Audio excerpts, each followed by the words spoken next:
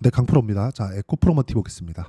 에코프로머티 오늘 오랜만에 이 두 자릿수 상승세가 나옵니다. 한 10% 정도 강세가 나오는데 당연히 에코프로머티가 올라갈 때는 에코프로 BM도 같이 올라가야 된다고 이야기를 드렸죠. 그리고 이렇게 반등이 나오는 과정에서 첫 번째 확인 과정을 거쳐야 된다고 이야기를 드렸습니다. 자, 그러면 어떤 이 그 스토리를 가지고 있어야 되는지 보겠습니다. 뭐 정구체다, 양극재다 이런 것들은 사실상 식상한 이야기고요. 자, 다른 관점으로 보실 필요가 있습니다. 그건 가격인데, 자, 내용 보세요. 에코프로머티가 이렇게 상승폭이 4만 원대 상장해서 24만 원까지, 그렇죠? 6배 정도 상승이 나왔었던 이유가 뭘까요? 상장 시점에 공매도 세력의 농간으로 인해서 상장 초기 가격대가 너무 낮게 상장이 됐기 때문입니다. 자, 이렇게 말씀하시는 분들이 있을 거예요. 에코프로머티의 실적 기준에서 봤을 때 지금 시가총액을 보면 5조 7천억이란 말이죠. 지금도. 물론 오늘은 올랐기 때문에 6조가 넘어갔지만 어저께 기준입니다. 근데 실적은 아직까지 분기당 적자예요. 물론 최근에 에코프로비엠도 적자를 보고 있기 때문에 에코프로머티 같은 경우에도 적자 구간에 있을 수밖에 없는 구조가 만들어지기는 하겠지만 실적 대비해서, 그렇죠? 그리고 흑자를 보는 그 규모에 대비해서 여기 시가총액을 보면 비싼 주식입니다. 그런데 성장주라는 이야기 들어보셨을 겁니다. 주식시장에서 성장주는 거의 진리라고 보시면 됩니다. 주가가 오르는 모든 종목들은 성장주의 기준을 가지고 있습니다. 이 성장주라는 건 뭐냐? 지금 좋은 게 아니라 앞으로 좋아질 만한 내용을 반영시켜서 가격을 먼저 땡겨다 쓰는 겁니다. 그렇죠? 그래야 주식시장에서 초과 수익이 발생하기 때문에 그렇습니다. 자, 지금 실적을 기준해서 보는 게 아니라 앞으로 좋아질 만한 내용이 있어야 된다는 거죠. 자, 제가 비교를 위해서 한 가지를 보여드릴게요. 알테오젠입니다. 자, 알테오젠 같은 경우에 오늘 제가 매도를 하고 나온 종목인데 알테오젠의 지금 시가총액은 12조 4,930억입니다. 그런데 알테오젠의 실적은 분기당 173억 흑자로 전환이 된 게 전부입니다. 작년까지는 계속해서 규모는 크지 않지만 적자를 계속해서 봐왔습니다. 왜 그럴까요? 미래 성장성을 대비하기 때문에 그렇습니다. 주가가 움직이는 건 앞으로 좋아질 만한 내용을 지금 가격에 반영시켜서 주가가 올라간다고 제가 누차 말씀드렸죠. 뭐 알테오젠이 뭐 머크랑 계약을 해서 추가적으로 현금 확보해 놓은 게 연평균 1조 원 정도 현금 확보를 해놨고 이거를 성장주들의 평균 PER인 30배 정도 적용을 시켰을 때 30조까지 올라갈 수 있지만 알테오젠 같은 경우에는 지금 12조다. 근데 이걸 가지고 기준을 바꿔서 지금 실적 얼만데 야 주가가 12조? 시가총액 12조가 말이 돼? 이렇게 보면 답이 없는 거예요. 이렇게 보면 주식을 못한다는 소리를 듣습니다. 항상 내가 싸게 살라고 노력하는 사람 치고 단기간에 수익을 내는 사람은 없죠. 단타를 치라는 게 아닙니다. 주식시장에서 올라가는 종목군들의 구조를 우리가 파악하고 이해하자는 게 가장 중요한 이야기라고 생각하시면 됩니다. 그러면 이 내용에 맞춰서 에코프로 머티를 보잖아요. 그렇죠? 에코프로 머티를 보면 비싼 종목이지만 성장성은 가지고 있다. 왜? 앞으로 전기차 시대가 그렇죠. 전기차 시대가 온다는 건 기정사실화가 되어 있기 때문에 그렇습니다. 물론 중간 과정을 거치면서 지금 뭐 하이브리드가 인기다, 전기차 시대 진짜 오는 거냐 이런 정도의 얘기를 하고 있는데 다들 아실 겁니다. 에코프로머티 주주분들이라면 에코프로 BM이 44조짜리 수주 계약이 들어왔죠. 그게 작년 12월 초입니다. 자, 발주처는 삼성 SDI예요. 삼성 SDI에서 바보가 아닌 다음에는 44조짜리 5년짜리입니다. 5년짜리. 그럼 연평균 8에서 9조 정도를 에코프로 BM에 꽂겠다는 거. 이런 결정을 할 리가 없겠죠. 수요 예측이나 앞으로의 뭐 에코프로 BM의 공장 증설에 대한 부분 이런 부분이 다 반영된 결과입니다. 그런데 왜 에코프로머티 그리고 에코프로비엠은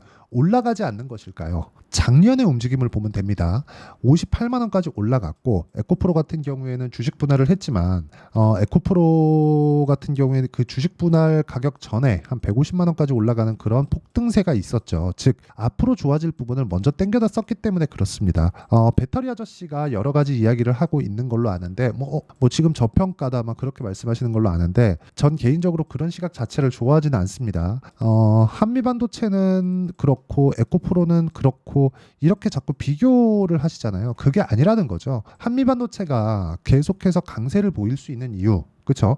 뭐 최근에 는 경쟁사가 들어올 수도 있다는 내용이 있죠. 그게 한화예요. 한화에서 하이닉스랑 짜웅 해가지고 지금 HBM 그 장비 테스트를 하고 있는데 이게 왜 그 이슈가 한미반도체하고 무슨 상관이라고 주가가 뭐 오늘은 좀 반등이 나오지만 뭐 얼마 전에 그쵸 이틀 전입니다. 한 10% 정도 하락세가 나왔을까요? 이 구조에 대해서 알면 돼요. 하나가 들어왔을 때 하나가 견제를 했을 때 즉 하이닉스가 견제 세력을 만들어줬을 때 한미반도체는 이익률이 꺾일 수 있다. 즉 성장률이 꺾인다는 거죠. 성장률이 꺾일 수밖에 없는, 즉 지금 한미반도체의 주가 상승폭은 이익률 기준에서 50% 정도를 적용받아서 주가가 그만큼 상승해 있는데, 이미 50% 정도 이익률이 앞으로 유지될 수 있다는 내용을 전제로 주가 지금 10몇 조의 시가총액을 유지하고 있는 건데, 한화가 들어와서 경쟁을 붙이면 어떻게 해야 돼요? 한미반도체의 단가는 내려갈 수밖에 없죠. 물론 이익을 보겠지만 막대한 이익을 볼 겁니다. 근데 그 구간에서 이익률이 떨어질 수밖에 없다는 겁니다. 이런 부분을 반영해서 주가가 하락하는 거예요.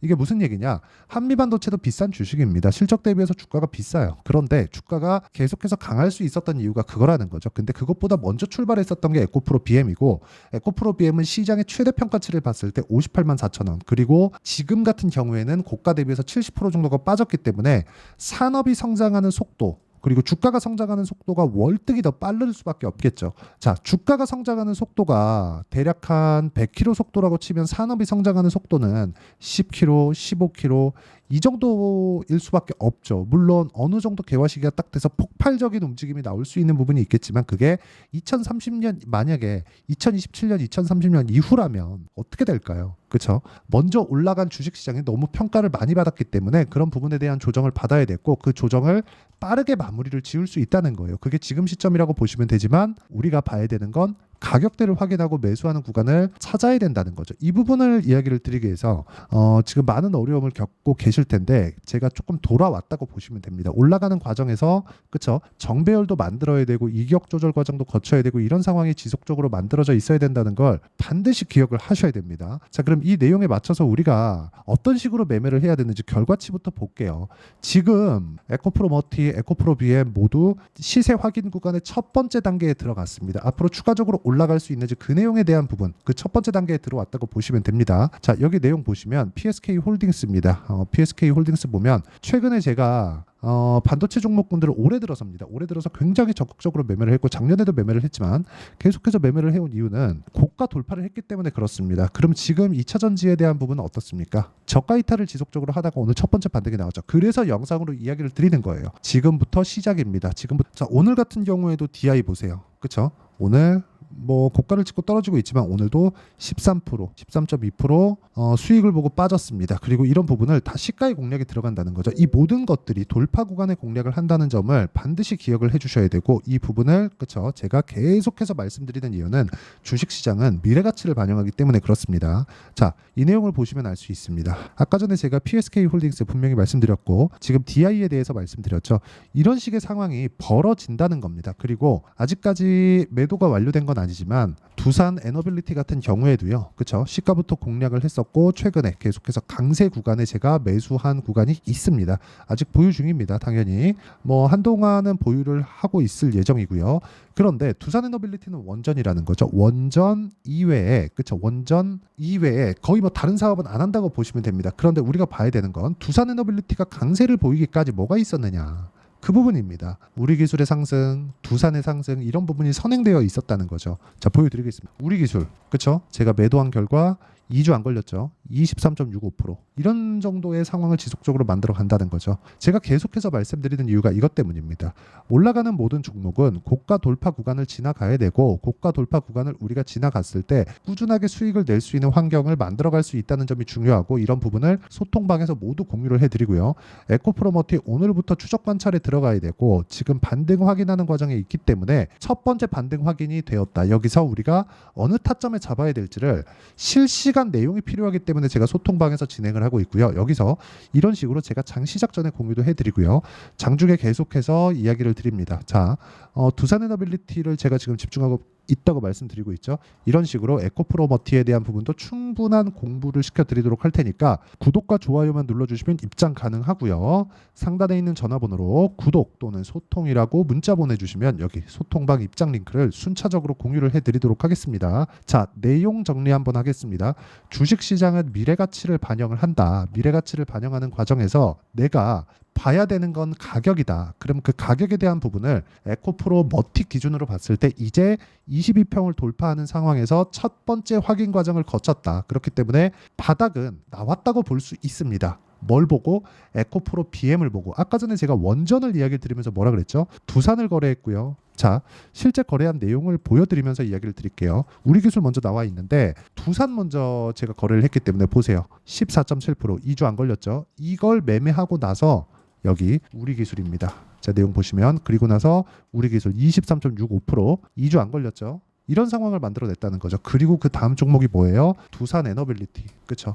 자, 그리고 최근에 반도체 종목군들은 당연히 매매를 해야 됩니다. 뭐 DI 같은 종목입니다. 어떻습니까? 그렇죠? 26% 내려보면 22%, 18% 꾸준하게 수익을 내고 있다. 이런 상황. 그런데도 불구하고 오늘도 13% 정도의 수익이 나왔다. 모두 다 고가 돌파 구간이라는 거죠. 이것처럼 바닥 구간에서 이미 바닥은 찍었으니까 우리가 효율 높일 수 있는 상황을 만들자는 겁니다. 이제 반등 구간, 그렇죠? 추세 전환의 구간이 머지 않았습니다. 하지만 우리가 잘못 잡았을 때는 정작 올라갈 때 우리가 털리고 갈 수 있기 때문에 이런 부분을 우리가 판단하고 이해하려면 어쩔 수 없이, 진짜 어쩔 수 없이 우리가 가격에 대한 부분을 볼 수밖에 없다. 왜? 이게 산업의 변화 그리고 실적의 변화보다 더 빠르기 때문에 그렇습니다. 그리고 이런 부분을 아까 전에 말씀드렸죠. 실시간 내용이 필요하니까 소통방에서 제가 이야기를 드리도록 하겠고요. 어떤 식으로 공부를 해 나가야 되고 이런 부분을 제가 여기 장 시작 전에 모두 공유를 해 어떤 식으로 매매 전략을 짜야 되는지 그 내용이 있겠죠. 자, 근데 소통방에 와서 일단 어떤 식으로 내가 매매를 해 나가야 되는지 마인드 잡고 그리고 가격대 잡는 법을 배워야 되니까 소통방으로 먼저 들어오시고 소통방은 채널 성장을 위해서 구독과 좋아요 꼭 좀 부탁드리고 상단에 있는 전화번호로 구독 또는 소통이라고 문자 보내주시면 되고요. 그리고 이런 식으로 원리를 내가 알기 위해서는 여기 에코프로머티의 가격과 단기 보유 전략, 단기는 2주입니다. 그렇죠. 아까 전에 제가 매매를 어떻게 하는지 다 보여드렸죠. 2주 안에 어떤 식으로 해서 수익 전환을 시킬 것인가. 그러려면 당연히 가격에 대해서 집중을 해야 될 수밖에 없겠죠. 이 부분에 대해서 제가 이야기를 드리고 에코프로 머티의 반등을 확인한 이후에 단기 보유 전략의 실시간 타점을 제가 문자로 공유를 해드리도록 할 테니까 상단에 있는 전화번호로 머티라고 문자 보내주시는 분들에 한해서만 제가 에코프로 머티의 단기 보유 전략 그리고 실시간 타점을 문자로 공유를 해드리도록 하겠습니다. 중요한 건 내가 가격에 대해서 어느 정도까지 이해를 하느냐입니다. 이 부분 반드시 기억하시고 소통방에 들어와서 내가 어떤 식으로 앞으로 매매를 이끌고 가야 되는지를 반드시 배우기를 바랍니다. 그리고 이런 구간에서 내가 어떤 식으로 종목 분류를 해야 되는지까지 다 이해를 시켜드리도록 할 테니까 영상 끝까지 시청하시고요. 모든 분들이 성공 투자하셨으면 참 좋겠습니다.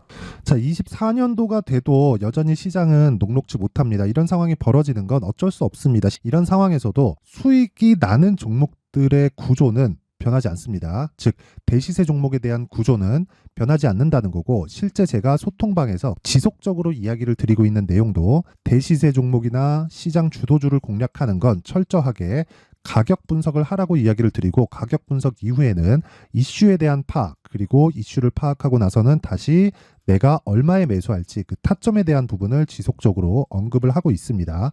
자, 근데 생각해 보세요. 시장이 굉장히 어려웠습니다. 어려운 상황에서의 어떤 종목들이 강했냐 보면 반도체와 그리고 바이오입니다. 자, 실제 여기 보면요. HLB에 제가 실제 매매한 내용을 띄워놓고 보여드리고 있는데 1월 22일부터 매매를 시작해서 4일 동안 31%의 수익 마감이 됐고요. 그리고 여전히 신고가 종목입니다. 자, 그리고 그 다음 어보브 반도체 이름을 보시다시피 반도체 종목이죠. 그리고 AI 반도체는 지속적으로 강세를 보이고 있습니다. 이 종목도 신고가를 먼저 달성한 이후에 제가 21%의 단기간에 21%의 큰 수익을 내고 마감이 됐습니다. 다시 재공략을 준비하고 있고 이런 부분은 소통방에서 다 공유를 해드립니다. 자, 그리고 코세스. 자, 코세스 같은 종목도 당연히 그쵸 신고가 종목이고요. 그리고 반도체 종목입니다. 이 종목도 영업일 기준에서 이틀 동안 대략 한 15%의 수익 마감이 됐습니다.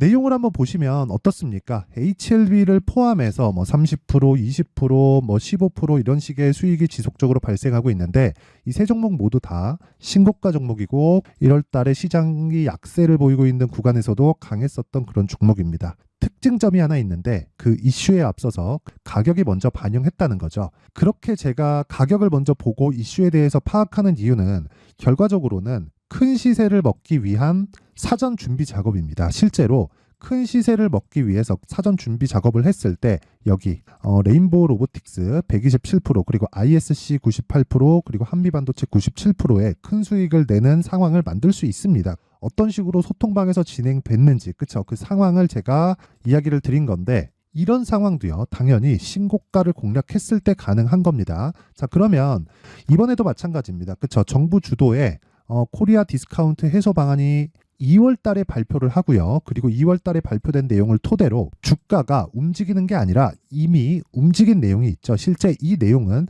크게 중요한 게 아니라는 겁니다. 실제 움직인 내용을 보면 자 기아차입니다. 실제로 12월 달에 신고가를 만들어 놓고 정부에서 입김을 불어 넣으니까 순식간에 기아차를 포함해서 현대차 같은 거대 기업들의 주가가 2주도 채 되지 않아서 40% 정도의 큰 시세를 냅니다. 자, 그러면 우리는 어떤 종목을 봐야 될까요? 이슈를 파악해야 되는 것도 맞지만 철저하게 가격에 맞춰서 매매를 해야 되는 게 당연히 중요합니다. 정부가 주도하는 정책 방향이 있겠죠. 그 방향에 맞춰서 우리가 종목을 찾을 필요가 있다. 자, 그러면 답이 나왔습니다. 정부가 주도하는 방향에 맞춰서 제2의 기아차를 찾는 게 지금은 중요하다. 근데 정부 정책의 방향에 맞게 가자. 그랬을 때 앞서서 제가 보여드렸었던 내용인 여기 레인보우 로보틱스 127% 그리고 ISC 98% 그리고 한미반도체 97%와 같은 수익을 낼 수 있습니다. 물론 시간에 대한 부분은 최소 2주의 시간이 필요하고요. 그리고 최장 3개월 안에 끝내야 됩니다.